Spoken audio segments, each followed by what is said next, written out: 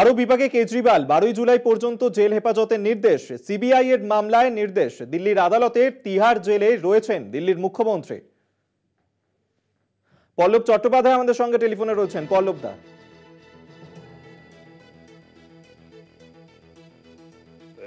CBI হেফাজতে 3 দিনের জন্য পাঠিয়েছিল আদালত। আজকে রাউস অ্যাভিনিউ আদালতে তাকে পেশ করা হলে তাকে 12 জুলাই পর্যন্ত জেল হেফাজতে পাঠানো হয়। কেজরিওয়ালের আইনজীবীদের পক্ষ থেকে তীব্রভাবে বিরোধিতা করা হয়েছে। কেজরিওয়ালের বিরুদ্ধে যা যা তথ্য সিবিআই সংগ্রহটা করেছে সেগুলো পেশ করার জন্য চাপ দেওয়া হয়, কিন্তু কোর্ট সাফ জানিয়েছে যে কোনো নথি অভিযুক্তকে দেখানোর কোনো নিয়ম নেই।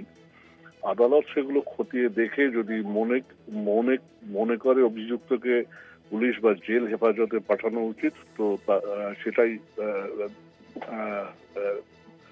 হয়, সেটাই পাঠানো হয়। ইতিমধ্যে অভিযুক্ত যদি মনে করেন তাহলে জামিনের জন্য আবেদনটা করতে পারেন।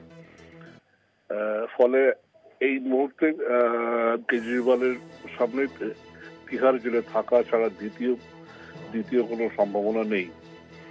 যদি উনি এর মধ্যে জামিনের আবেদন করেন তাহলে অন্য কথা। আপাতত পরিস্থিতি এটাই। ধন্যবাদ তোমায়। পল্লব চট্টোপাধ্যায় টেলিফোনে ছিলেন প্রতিনিধি।